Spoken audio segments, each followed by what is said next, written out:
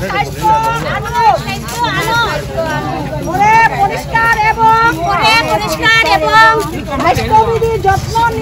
guys, welcome back to another new video. আজকে future socio economic and cultural organization তথা social ওয়েলফেয়ারের ব্যবস্থাপনায় Durlabhchhara GP অফিসে মহিলা সুরক্ষা নিয়ে খুব সুন্দর একটি অ্যাওয়ারনেস প্রোগ্রাম সম্পন্ন হয়েছে।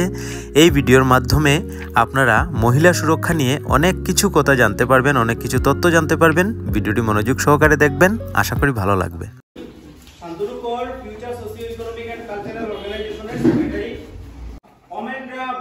গার্লসের মধ্যে বহুত ধরনের অ্যাওয়ারনেসের দরকার।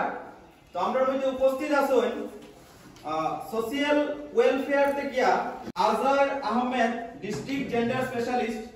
আমি আপনাদের রিকোয়েস্ট জানাই মঞ্চে আসবার লাগিয়া। আমরা মধ্যে উপস্থিত আছেন অভিমন্যু সরকার, ডিস্ট্রিক্ট জেন্ডার স্পেশালিস্ট। আসন গ্রহণ করবার লাগিয়া আমি অনুরোধ জানাইলাম। আমরা মধ্যে উপস্থিত আছেন আসাম পুলিশের তরফ থেকে রিসোর্স পারসন হিসেবে প্রতিমা ধর মহাশয়া। আমি রিকোয়েস্ট জানাইলাম আসন গ্রহণ করার জন্য। সিএলএফ প্রেসিডেন্ট মিনতি সিনহা মহাশয়াকে আসন গ্রহণ করার জন্য অনুরোধ জানাচ্ছি। আমাদের মধ্যে উপস্থিত আমাদের দুর্লভছড়ার জিপির টিসি দয়াময় দাস মহাশয়কে আসন গ্রহণ করার জন্য আমি অনুরোধ জানাচ্ছি। তারপর উপস্থিত আমাদের future socio economic and cultural অর্গানাইজেশনের সভাপতি শানি দেব মহাশয়কে আসন গ্রহণ করার জন্য অনুরোধ জানাচ্ছি। কুমারেশ বিশ্বাস মহাশয়, মুক্তিযোদ্ধা শিবপ্রসাদ রয় মডেল হাই স্কুলের প্রিন্সিপাল স্যার, তো আসন গ্রহণ করার জন্য আমি অনুরোধ জানাচ্ছি। একবার জুড়ে হাততালি। আজকে future socio economic and cultural organization Nehru যুব কেন্দ্রের উদ্যোগে gender based violence against women and girl child, তো রিসোর্স পারসন হিসেবে এখানে উপস্থিত আছেন, প্লাস অর্গানাইজিং কমিটি এখানে উপস্থিত আছেন। তো আপনার সামনে দুই একটা কথা কইবা দ্বারা আমি খুব খুশি লাগছে আজ আপনারা রেলিটা দেখিয়ে। मतलब খালি আমরা একটা এফোর্ট দিয়ার না, আমরা সবাই মিডিয়া এফোর্ট দিয়ার এটা সোসাইটিরে थोड़ा চেঞ্জেস আনবার লাগে। আমরা উদ্দেশ্য হইল কি আমরা এক ইকুয়ালিটেরিয়ান সোসাইটি বানাইবা, যেন মেয়ে আর ছেলে দুটো এক সমান লেভেলে থাকয় না, যেন মেয়ের কথারে অতখান গুরুত্ব দেওয়া হয় যতখান ছেলের কথারে দেওয়া হয়। তো ওগো সোসাইটির লাগে আমরা ট্রাই করি আর বর্তমানে আপনারা দেখা আর এইটা অ্যাপ্রোচ করবার লাগে সবচেয়ে আসান তালিকা হইল কি আশা ওয়ার্কাররে হইতে হবে, আপনারা ইয়া সুপারভাইজাররে হইতে হবে, ইয়া তান্তানরেও যদি হইয়া দিতেন যেন যদি হই না আমরা অ্যাপ্রোচ করতে পারবে।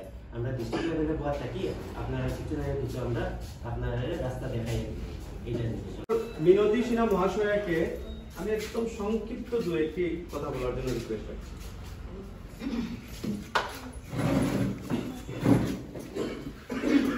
নমস্কার।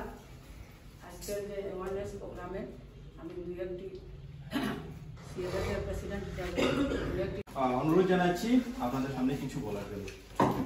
নমস্কার সবাই। আচ্ছা, আমি বাংলায় বলবো। ওকে, প্রথম কথা হইল আমার কথা সবে প্লিজ শুনবা, যদি পারো নোট ডাউন করিয়া রাখবা, আর যেগুলো জিনিস এখানে শিখবা বা জানবা আরো বেশি বহুত কিছু আছে। আমার একটু লম্বা হইব কিন্তু আরো বহুত আছে যেগুলো আমার কোয়া থেকে বাইরে, ওগুলো শিখার চেষ্টা করবা। আর যত পারেন আপনারা অ্যাওয়ারনেস করবা, আপনারা করবা তো প্লিজ। কোনো কিছু অ্যাক্টস যেগুলা অ্যাক্টস মেয়েরা লাগিয়া বিশেষত বানানি হয়েছে, আর কিছু অ্যাক্টস আছে যেটা জেন্ডার নিউট্রাল। ঠিক আছে, জেন্ডার নিউট্রাল মানে হলো ছেলে বা মেয়ে বোথ দুজনের জন্য। ঠিক আছে, তো first act dowry prohibition act 1961। Dowry তো জানো সবে, হ্যাঁ? 1961 সনে মানে আমার বাবার জন্মের আগেই যৌতুক প্রথা নিবারণের লাগিয়া এক বানানি হয়ে গেছে, তবু আজ পর্যন্ত যৌতুক প্রথা চলে কিনা না? হ্যাঁ, যৌতুক প্রথা নিবারণের লাগিয়া এক বানানি সত্ত্বেও চলে কেন? আপনারা এই বিষয়ে যা পাই না কেন, শ্বশুর ঘর থেকে যা পাই না কেন, যা গিফট পাই না কেন, ওইটা তার মেয়ের হয়। কিন্তু আমরা শ্বশুর ঘরে যাওয়ার পরে মেয়ে থাকেনি, সুপার মধ্যে গিয়া সারাদিন শ্বশুর আর শাশুড়ি বয়া থাকবো, মেয়ের উপর সাজানো হইতো না। সত্যি কথা দেখায়। আর মেয়েও ভাবতো না যেটা আমার শ্বশুর বাড়ি যাই গেছে, শ্বশুর বাড়ি জিনিস। কিন্তু অরিজিনালি মেয়ে যা আনে, একটা ছোট যদি সুইও আনে তাই লগে, আর একটা ছোট যদি সুইও গিফট পায়, হ্যাঁ, ওই বিয়াতে এটা শ্বশুর বাড়ির তরফ থেকে হোক আর বাপের বাড়ির তরফ থেকে হোক, এটা তাই স্ত্রীধন। শ্বশুরবাড়ির তরফ থেকে মঙ্গল আচরণে যা দেওয়া হয়েছে, যদি কয় ডাইভোর্সের পরে বা হ্যাঁ আমার ঘর থেকে শোনা দেওয়া হয়েছে তুমি আমার দিতে লাগবো, পারতো না। ওইটা তাই ফ্রিডম, তাই বিয়ার সময় পাইছে। আর ওই যে হয়েছিল তখনই এই জিনিসটা ইয়ে করছেন যে মেয়েরা একটা মনিটরি একটা দিত, এম্পাওয়ারমেন্ট দিত, যাতে যে জিনিসটা তাই লয়ে যায়, মা বাবা তো দিবই, এটা সবই জানে, কিন্তু জিনিসটা ডাউরি না হইয়া, যৌতুক না হইয়া স্ত্রীধনে পরিবর্তিত হয়েছে। তবুও আজ পর্যন্ত যৌতুক প্রথা লেগে বহুত মানুষের জ্বালানি হয়, বিষ খাওয়ানি হয়, বা মেন্টালি হ্যারাসমেন্ট করিয়ে সুইসাইড করতে বাধ্য করা হয়। এক থাপ্পড় স্টার্টিং, তারপরে গিয়া সো একটা আছে এটা লেগিয়া অলরেডি বহুত হেল্পলাইন আছে, যেমন তারা কইছে হেল্পলাইন আছে, যদি কোনো ডোমেস্টিক ভায়োলেন্স শুরু হয় তখন যাইতে পারো হেল্পলাইন। এগুলো আমি পরে আইব, আমি একটার কথা আগে বলি। তারপরে নম্বর 4 হলো the sexual harassment of women at work place. এখন দেখো সেক্সুয়াল হ্যারাসমেন্ট কিন্তু ওয়ার্ক প্লেসে হয়। এই জিনিসটা তোমরা জানো কিনা না জানি না, বাট যে জায়গা কাজী কাজ করে, বিশেষত কর্পোরেট ওয়ার্ল্ডে এই জিনিসটা বেশি হয়। হ্যাঁ, কোনো একটা টিম লিডার থাকবো, তার আন্ডারে সুপারভাইজার থাকবো, তার আন্ডারে মেয়েরা আছে, প্রমোশনে লাগিয়ে করতেও পারে। বা তুমি যদি আমি সেক্সুয়াল হ্যারাসমেন্ট করি আর তুমি যদি মানা করো যে তোমার চাকরি যেতে পারে, এখানে আরম্ভ করে দিব যে তুমি কোনো জায়গায় ডেঞ্জারাস আছে কিনা না হয়। কিন্তু মেয়েরার মধ্যে আছে, আপনারা সবাই মেয়েরার মধ্যে আছে কিনা না শিখছেন? হ্যাঁ, যখনই তুমি বুঝলে যে ডেঞ্জারাস আছে, পারলে এখান থেকে সরে যাও, ঢুকতে যাইও না, উৎসাহ দেখাতে যাইও না। বা কোনো জায়গায় যদি মনে করো যে তোমার হাজব্যান্ডে আইয়া মারি দিব তোমারে, মদ খাইয়া আইছে, তার ব্যবহার পাতি খারাপ, বাবারে মানে সরে যায়, কিতার লাগে আমি তোর লগে লাগিয়া মাইটা খাইতাম না, জিনিসটা আইছে ওটা। 2 নম্বর হইল তোমার সারাউন্ডিং, যেটা বাইরে কোনো জায়গায় যেতে হয়, তোমার চারিদিকে ভালো মতো লক্ষ্য করিও, এক ধুনে যাইও না। হয়তো কোনো ঘটনা যদি ঘটিয়ে যাবে, কে তোমার চেঞ্জ করে, তুমি কোনো জায়গায় দোকানি জায়গা পাইতে পারো। ঠিক আছে, আমি বইয়া না যে সব একদম ক্যারাটে চ্যাম্পিয়ন হয়ে যাবো আর ফাইটিং করে যাবো, বেশিরভাগ মেয়ে ফাইটিং করতে জানে না। সো লুকানি লাগিয়া যখন তুমি কোনো জায়গায় চারিদিকটা পরিবেশটা ভালো মতো দেখে যে কোনো জায়গায় তুমি নিজেরা বাঁচাইতে পারো কিনা না, বা কোনো হাতিয়ার লইয়া তুমি তারে মারতে পারো কিনা না, ছাড়ি দাও বলে সে তোমারে ছাড়বো। কিন্তু হাতের মধ্যে একটা যদি কিছু একটা উঠাইয়া আয় তুই আমি তোরে দেখি লইতাম, হে নিজে ডরে যাব। তোমার মধ্যে একটু থাকবে, সারাউন্ডিংটা দেখি যে তোমার বাঁচানির লেগে কোনো মানে কিছু আছে কিনা না। বা যদি তোমার কোনো কারণে কোনো জায়গায় রাত্র হয়ে গেছে আর তুমি বারোইছো না, ঠিক আছে বড় বুঝেছি, যখন দেখা রাত্র হয়ে গেছে, সঙ্গে সঙ্গে কোনো বিশিষ্ট কোনো মানুষ, বাবা, ভাই, বন্ধু, বান্ধবী হইয়া না, বাট কোনো বিশ্বস্ত কোনো মানুষ যার মধ্যে একটু কাছে যাইও না। আর 3 নম্বর হইল কোনো যদি ইনসিডেন্ট হয়ে যায় আর তুমি সেলফ ডিফেন্স করতে পারছো না, লগে লগে অথরিটির কাছে রিপোর্ট করো, পুলিশ আছে, আছে, রিপোর্ট করো। হ্যাঁ, যখন তুমি একটা কেস রিপোর্ট করো, মানুষে কিন্তু কেস রিপোর্ট করে, আমরাও সমাজে কই হ্যাঁ একটা এই মেয়েটার উপরে রেপ হয়েছে, আমরা পাই এগুলা, বাট অরিজিনাল রেপ কেস যদি তুমি রিপোর্ট করো না, আরেকটা মেয়ে ওই ছেলেটার লগে যাইতে পারে, আর ওই ছেলেটা ওই মেয়েটারও রেপ করতে পারে, তোমার জীবন নষ্ট হইল আর বলো তুমি জীবন নষ্ট করছো। সো জেনারেল সেফটি প্ল্যান, ঠিক আছে, আমার কথাগুলো বেশি লম্বা হয়ে যাবে, ঠিক আছে। এখন হইল ডোমেস্টিক ভায়োলেন্সে কি কি সেফটি প্ল্যান তোমরা লইতে পারো, ওই বিষয়ে আমি একটু কথা বলি, ঠিক আছে। কারণ বেশিরভাগ আমরা এখানে ডোমেস্টিক জামাইয়ে মারি দিছে বইয়া কেস দিতে হয়ে যায়, এরপরে কয়েকদিন পরে বলবো না আমার জামাই আমি কেস উঠাই দিতাম, ঠিক আছে। তো অত নমুনা করার থেকে আর কিছু প্ল্যান নিজের তরফ থেকে লইলে ওই জিনিসটা কিন্তু তোমরা, আমি আবার বইয়া কিন্তু আমি একবারে জানি কি কথাগুলা কইয়া, তোমরা নিজের লাইফে তো এমপ্লয় করবাই, প্লাস আগে বাড়াইও কথাগুলো, ঠিক আছে।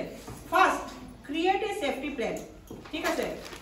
सेफ्टी प्लान किरकम क्रिएट करता है, identify safe room in your home where you can seek refuge. জামাইয়ে মারতে আই গেছে বা শ্বশুরবাড়ি মারতে আই গেছে, তোমার আগের থেকে সব সময় মারে বা একটা টেন্ডেন্সি আছে তার একটা করার, তখন একটা রুম তুমি সিলেক্ট করে রাখিও, যখন তোমার মারতে আইব লগে লগে রুমটা ঢুকিয়া দরজা বন্ধ করে দিও, তার উপরে গিয়া তুমি কেউ মেসেজ পাঠাও, কিছু পাঠাও, হ্যাঁ, কিন্তু রুমও ঢুকিয়া যখন তারা রাগটা কমে যাইব, তুমি রুমও 3 ঘন্টা 4 ঘন্টা যখন থাকি যাবাই, অলরেডি একটা এবিউজারের রাগটা আপনি আপ কমা শুরু হয়ে যায়।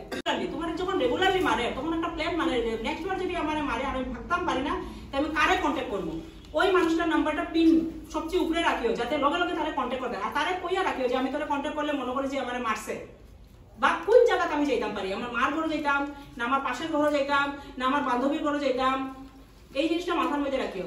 আর কিছু জিনিস লগে লগে মাথার মধ্যে আনতে লাগে, ঠিক আছে, কারণ তুমি সারা জীবন তো মাইর খেয়ে থাকতে পারতে না। 3 নম্বর হইল একটা ব্যাগ সবসময় ডোমেস্টিক ভায়োলেন্সর যারা একটা ব্যাগের মধ্যে নিজের যত ডকুমেন্ট আছে এগুলা কিছু মেডিকেশন যদি মাই খাইলেছ বাচ্চার লগিয়া মানে মেডিকেশন কিছু মেডিকেশন আর কিছু পয়সা একটা ব্যাগের মধ্যে ঢুকাইয়া ব্যাগটা রাখি দিও, যার করে ডোমেস্টিক ভায়োলেন্স হয়। যদি ভাবতেও লাগে আর দুই একটা কাপড় ঢুকাইয়া রাখি দিলে, ভাবতেও লাগে ব্যাগটা ধরিয়া বার হইতে পারবে। ওই সময়টা যে তোমরা এই অ্যাওয়ারনেস প্রোগ্রামের লাগিয়া দিছো, এটাই বহুত বড় কথা। তো ওইটা লাগিয়া আমরা সবে আপনারা মানে নমস্কার করিয়া আর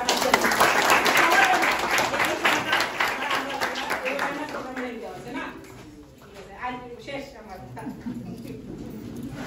তো অসংখ্য ধন্যবাদ জানাই আমাদের মধ্যে উপস্থিত আসাম পুলিশের পক্ষ থেকে রিসোর্স পারসন হিসেবে প্রতিমা ধর মহাশয়াকে।